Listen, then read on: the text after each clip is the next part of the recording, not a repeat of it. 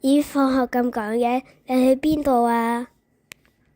今日係全民國家安全教育日啊！學校搞咗好多活動，我要趕住參加。國家安全？咩係國家安全啊？等我話你知啦。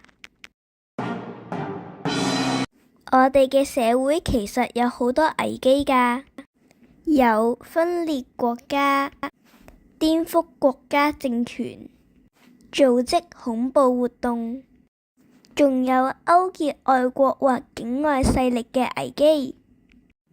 好彩我哋香港有國安法維護一國兩制，保障香港繁榮。